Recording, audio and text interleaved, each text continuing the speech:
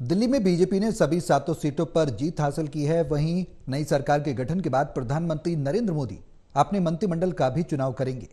नई सरकार के मंत्रिमंडल में दिल्ली से भी एक सांसद को चुना जाना तय है। ऐसे में देखना बेहद अहम रहेगा कि दिल्ली से इस बार किस सांसद को मंत्री बनाया जाता है।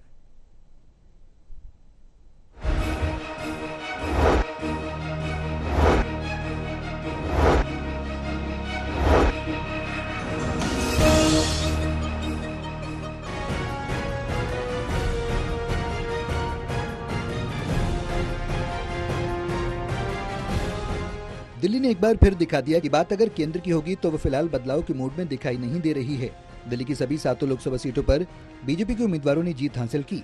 ऐसा तीसरी बार है जब बीजेपी इन सभी सीटों को जीतने में कामयाब हुई। अब केंद्र में नई सरकार के गठन के बाद से ही इस बात के कयास लगाने शुरू हो जाएंगे आखिर दिल्ली से पीएम मोदी किसी अपनी नई टीम में चुनते हैं। जानकारों की माने तो दिल्ली से इस बार 3 प्रबल दावेदार हैं जो नए मंत्रिमंडल में शामिल हो सकते हैं। हालांकि दिल्ली से कभी भी एक से ज्यादा सांसद को मंत्रिमंडल में नहीं चुना गया। ऐसे में पीएम मोदी किसी एक सांसद को मंत्रिमंडल में जरूर जगह देंगे। संभावनाओं की बात करें तो इसमें सबसे पहला नाम उत्तर पूर्वी दिल्ली से तीसरी बार सांसद बने मनोज तिवारी का आता है। मनोज तिवारी पूर्वांचल बॉर्डर पर भी अपनी खासा पकड़ रखते हैं। इसके अलावा वो सेलिब्रिटी भी हैं। वहीं 2014 और 2019 के बाद मनोज तिवारी तीसरी बार इसी क्षेत्र से चुनकर संसद तक पहुंचे। दिल्ली में इस बार पार्टी ने सभी सांसदों के टिकट को काटकर नए चेहरे को मैदान में उतारा था, लेकिन सिर्फ मनोज तिवारी ही एकमात्र ऐसे सांसद थे जिन्हें पार्टी ने रिपीट किया था।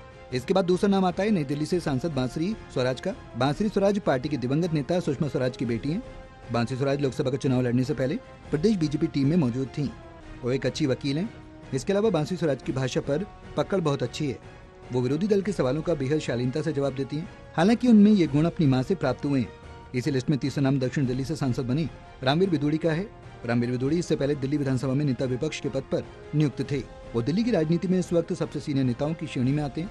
इसके अलावा विधानसभा में रामवीर विदुड़ी दिल्ली सरकार और मुख्यमंत्री अरविंद केजरीवाल को घेरते हुए भी खूब नजर आए। रामवीर विदुड़ी को दिल्ली की राजनीति में भी एक लंबा अनुभव हो चुका है। अभी देखना बहुत दिलचस्प रहेगा कि प्रधानमंत्री नरेंद्र मोदी दिल्ली से किस सांसद को अपने मंत्रिमंडल के लिए चुनते हैं। Pranay Sharma, total news, Delhi.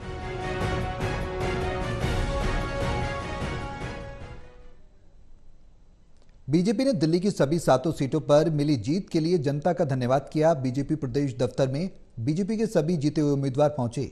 इस मौके पर बीजेपी ने कहा कि ये जीत जनता को समर्पित है।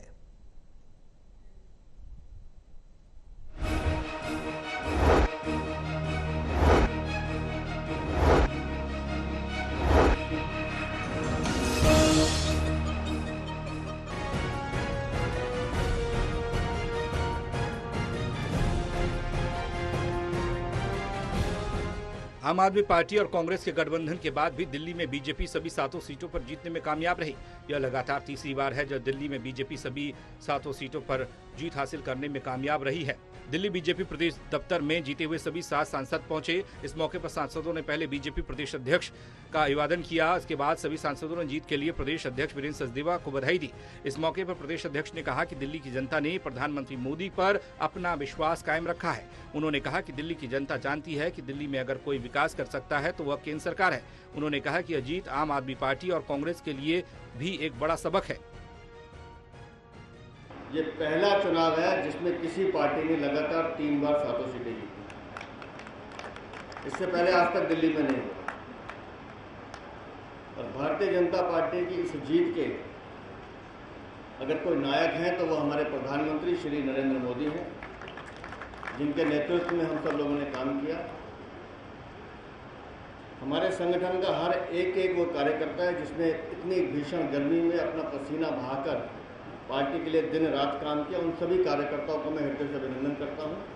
और दिल्ली की जनता इतनी जागरूक है, वो देखती थी कि जो लोग पंजाब में एक दूसरे का गला काट रहे हैं वो दिल्ली में कैसे एक दूसरे के गले मिल रहे हैं।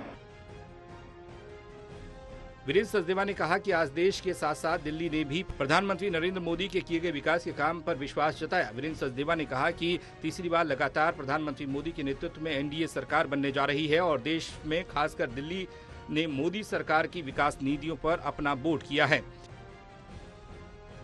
ये आपने केंद्र में माननीय मोदी जी को तीसरी बार प्रधानमंत्री बनने का अवसर दिया है। दिल्ली में 7 सांसद दिए हैं। लेकिन अब दिल्ली में डबल इंजन की सरकार बनाइए, दिल्ली विधानसभा में भारतीय जनता पार्टी को लाइए, इन सारी समस्याओं का समाधान भी होगा और जो सुविधाएं आज आपको मिल रही हैं उससे बेहतर सुविधाएं देने का काम दिल्ली की भारतीय जनता पार्टी करेगी, ये मैं आपको विश्वास दिलाता हूँ।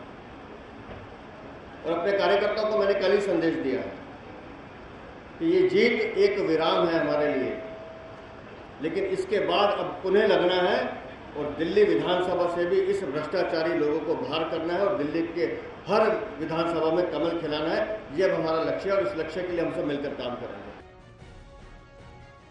बीजेपी प्रदेश अध्यक्ष वीरेंद्र सचदेवा ने कहा कि ये जीत भी साबित करती है कि दिल्ली की जनता ने आम आदमी पार्टी और कांग्रेस को पूरी तरीके से नकार दिया। उन्होंने कहा कि आने वाले विधानसभा चुनाव में दिल्ली की जनता अब बदलाव की ओर है और वोट करेगी बदलाव के लिए। पंडेय शर्मा, टोटल न्यूज।